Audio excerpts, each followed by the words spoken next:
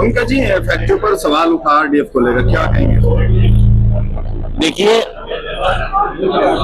सारी दुनिया में आरडीएफ से बिजली का उत्पादन हो रहा है। अमेरिका में तो 30-40 साल से हो रहा है, मैंने खुद देखा वहां 96 में। जापान में, कोरिया में, सब जगह हो रहा है। यहाँ मोदी गवर्नमेंट ने इस अच्छे कदम को उठाया।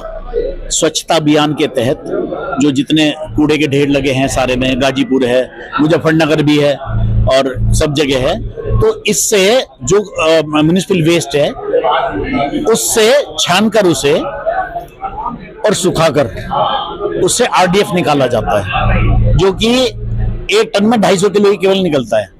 वो लोग हम जलाते हैं कंट्रोल्ड कंडीशन में, हाई टेम्परेचर पर। उसमें हमने आधुनिकतम संयंत्र लगा रखे हैं प्रदूषण नियंत्रण के लिए।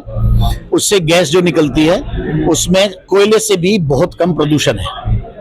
तो आरडीएफ एक बहुत अच्छी चीज है, सबके लिए, हमारे शहर के लिए भी अच्छा है, हमारी फैक्ट्रियों के लिए भी अच्छा है। हमें सस्ती बिजली मिलती है, सस्ती स्टीम मिलती है, जिससे कि हमारी इंडस्ट्री में पड़ता आ जाता है। वरना मुजफ्फरनगर की इंडस्ट्री तो 4 साल से पिटी पड़ी, बिल्कुल कोयला पहले, ये लोहा पहले पिट रहा है यहाँ, और पेपर भी पिट जाएगा तो यहाँ रह क्या जाएगा। अभी आपने बताया कि कूड़े को साफ कर आरडीएफ निकाला जाता है, वो आपकी फैक्ट्री में आता है, लेकिन कुछ संगठनों ने मौके पर जाकर 3 ट्रकों को पकड़ा था, उनमें कचरा, पन्नी, बहुत सारी जोड़े, जूते, चप्पल, ये सब चीज थी। इस चीज को लेकर एक नकारात्मक सोच उन लोगों के अंदर बताई। देखिए, कूड़ा तो कूड़ा है, पहली बात। ये चीज किसी और चीज से तो बनी नहीं, कूड़े से बनी है। उसमें जो 75% रिजेक्ट हो जाता है, उसके बाद जो निकलता है, जूते चप्पल भी आ सकते हैं उसमें ये पन्नी थोड़ी बहुत आती है, लकड़ी, कपड़ा, यही चीज जलने वाली है। इन्हीं कंट्रोल्ड एनवायरनमेंट के अंदर जलाया जाता है, उसे ही आरडीएफ कहते हैं। कई बार कुछ माल खराब भी आ जाते हैं, जैसे ये लोग कह रहे हैं कि जी इसमें तो चौड़ा आ रहा नाले का, या कुछ भी कहते हैं, मैंने भी बयान पढ़े उनके। हाँ, तो ये वो गलत नहीं कह रहे। किसी ट्रक में मान लो आ गया तो हम उसे रिजेक्ट कर देते, हम चलाते नहीं अपने यहाँ। ये तो ह्यूमन एरर हो जाता है। आदमी तो लोड कर रहा है, वहां तो लेबर है, जेसीबी से लोड कर रहे, उठा गया एक आधा जेसीबी का, उधर को गिर गया तो खराब आ गया थोड़ा।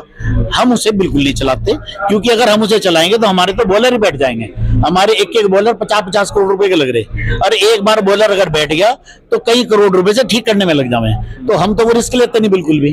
तो ये कहना उचित नहीं है कि हम बिल्कुल गंदा माल उस तरह का चला रहे हैं। कोई आ जाए तो मुझे रिजेक्ट कर देते हैं। तो फिर प्रदूषण फैलने की मेन वजह क्या है? इन दिनों हवा भारी होती है, समझ? इन दिनों में 15 नवंबर से लेकर 15 जनवरी तक हवा काफी भारी होती है।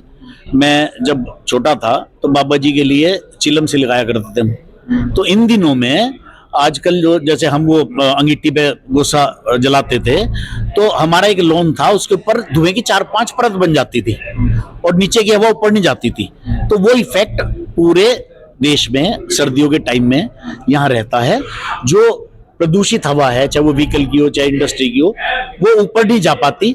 इंडस्ट्री में तो फिर भी चिमनी 105 फुट की कम से कम लगी हुई है, तो इंडस्ट्री की तो फिर भी काफी चली जाती है। आपने एक उदाहरण और दिया है विदेशों का, जिस तरह से एग्रीकल्चर जो क्षेत्र है वो शहरों से दूर होते हैं और भारत में नजदीक है, वो भी कई कारण बताया। वो पुरी साहब ने कारण बताया था। और AQI का देखिए आप, जब फैक्ट्रियां बंद होती हैं तब भी AQI उतना ही रहता है। AQI मान लो बिजनौर में है, कल जो है 250 था AQI, यहाँ 300 था, तो बिजनौर में तो फैक्ट्रियां हैं भी नहीं ज्यादा। गुड़गांव में फैक्ट्री नहीं, वहाँ 370-80 था। और यहाँ दिल्ली में 340, वहाँ भी फैक्ट्रियां नहीं है, और 380 था सॉरी दिल्ली में। गाजियाबाद में भी काफी है, वहाँ कोई आरडीएफ नहीं चल रहा ज्यादा। तो मेरठ में 1-2 फैक्ट्री आरडीएफ चला रही, वहाँ भी यहाँ से ज्यादा हमेशा रहता है। बागपत में तो है नहीं, फैक्ट्रियां बहुत कम है, बागपत में यहीं के बराबर है। तो ये कहना गलत है कि इंडस्ट्री की वजह से हो गया। इंडस्ट्री में भी पेपर मिलों की वजह से हो गया। पेपर मिलों में अत्याधुनिक प्रदूषण नियंत्रण संयंत्र लगे हैं।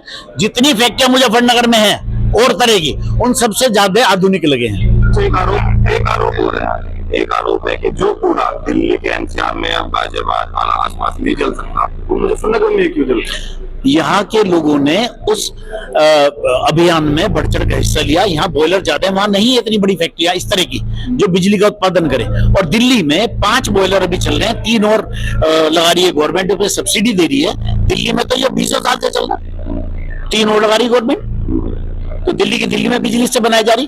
और मैं एक बात कहना भूल गया, बल्कि जब मैं चेयरमैन था नगर पालिका का, यहाँ जो चट्टे लग रहे, इसे बिजली बनाने के लिए मैं लाया था नीदरलैंड वालों को यहाँ। ये वही तो प्रोजेक्ट है जो यहाँ नगर पालिका को करना था, या नीदरलैंड वाले करने वाले हैं, अभी 1 साल के अंदर चालू कर देंगे वो हम पेपर मिलों में कर रहे हैं।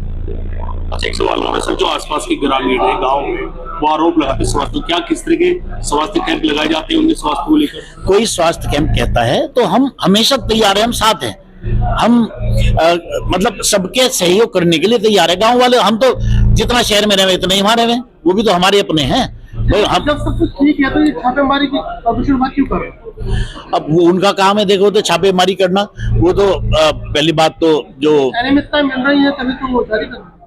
उनका काम है कि वो देखे कि कोई प्रदूषण कर तो नहीं रहा, उनका तो विभाग इसी चीज के लिए है। फिर शिकायतें मिलती है, मान लो किसी ने शिकायत कर दी, जो वहां तो ये हो रहा वहां तो हो जाते हैं, और ज्यादातर ठीक मिलता है। किसी का गलत मिले तो उसके ऊपर जुर्माना लगता है। कितनी फैक्ट्री को नोटिस दिए गए हैं? अभी मैंने देखा नहीं, लेकिन ये बता रही कि 19 फैक्ट्री को नोटिस दिए गए। ये सब प्रेशर की वजह से, परसों उन्हें सड़क पे बिठा लिया, आज कार्रवाई करो, तो ये तो प्रेशर की वजह से उन्हें क्या फर्क पड़ रहा, अपना लिख दिया उन्होंने। गाड़ियों के भी चालान किए गए, गाड़ी सब प्रेशर की वजह से करा गया। गाड़ियों में अगर माल खराब था तो उन्हें ठीकन पे लगने चाहिए जुर्माना। अब मुझे नहीं पता उसमें खराब था या नहीं था, मैं नहीं कह सकता, लेकिन ये देश के हित के लिए है, नागरिकों के हित के लिए है, उनका नुकसान कुछ नहीं है इसमें। और यहाँ की फैक्ट्रियां अगर प्रोग्रेस करेंगी तो शहर की प्रगति होगी। और अगर कलकत्ता की तरह, बंबई की तरह यहाँ भी अगर माहौल बना दिया तो सब बंद हो जाएंगे, सब चले जाएंगे यहाँ से। कुछ टायरों से तेल निकालने वाली फैक्ट्रियां चलती हैं बहुत सारी, और रात के अंधेरे में चलती है और सुबह निकलते ही वो बंद हो जाती है। प्रदूषण विभाग उन पर क्यों नहीं कार्रवाई कर रहा? भाई साहब, मैं इस बारे में इसलिए नहीं कह सकता, मैं अध्यक्ष पेपर मिल एसोसिएशन का हूँ, मैं सबका नहीं हूँ, मैं इसके पे कोई टिप्पणी दे नहीं सकता, क्योंकि मुझे उसके बारे में नॉलेज नहीं है, वरना मैं जरूर करता। आरोप तो आपको लग रहे हैं ना? नहीं, मेरे भी क्यों लग रहा है, मैं तो टायर का प्लांट चलाई ना। प्रदूषण फैलाने का तो सीधा अब वो और क्या कर रहा मुझे नहीं पता। मैं पेपर मिल होगे, हर पेपर मिल के लिए जिम्मेदार हूँ, एक के लिए नहीं। मैं अध्यक्ष हूँ, मैं सबके लिए, कोई अगर कहीं दिक्कत हो मुझे बताओ आप, मेरी जिम्मेदारी कराने की, वरना हम उसके विरोध में खड़े होंगे। मैली को लेकर बड़ा रोष है, लोग रिपट के एक्सीडेंट होते हैं, कई तीसरे चौथे दिन दुर्घटना होती है। ये हुआ है, हाँ, थोड़ा सा ठेकेदारों की लापरवाही रही, इसमें हमने पूरा कैडा कर दिया, वहां सफाई करवा दी। कई बार देखो इतनी इंडस्ट्री चल रही है, कुछ गलतियां भी हो जाती हैं, जब उनका पता लगता है मुझे सही करा देते हैं। ऐसा नहीं कोई कि सब चीज बिल्कुल ठीक ही ठीक हो, इंसानी तो है, गलती हो जाती है, उसका निवारण ना हो। हम ये कह रहे हो नहीं नहीं हम तो करते नहीं, तो ऐसा नहीं है, हमें पता है, और हमें भी दुख होता है किसी की चोट लगे, कोई बात हो तो ऐसा नहीं, जैसे पता लगे हमने उसका निवारण करा दिया, अब ऐसा नहीं होगा। तो धरना प्रदर्शन में लोग क्या कहेंगे आप? 200 मैं तो ये कहता हूँ, ये हमारे भाई हैं, सारे अपने भाई के, तो गांव के लोग हैं, अपने भाई हैं, सारे मिलने जुलने वाले हैं। तो अगर ये पता कर लें, मान लो ये तो कह रहे जो कूड़ा जला रहे जहर फैला रहे, तो ये स्टेटमेंट गलत है, ऐसा नहीं कहना चाहिए उन्हें ये देखना चाहिए कि हम क्या कर रहे हैं, सरकार ने हमें अनुमति दे रखी नहीं दे रखी। और वो तो कह रही आपने एक बार बढ़ा दिया, अजी हमारे यहाँ तो आदमी मर गए, तो ये तो कोई बात नहीं हुई ना, ये तो बिना बात एक प्रेशर बनाने की, मैं इनकी बात नहीं कर रहा, सब लोग अच्छे हैं, कोई खराब नहीं है, लेकिन अज्ञानता में क्या होता है कि एक आदमी ने भोले भाले लोगों को कहा भाई ये तो ये कर रहे हैं, चलो वे पीछे लग जा, ये गलत है।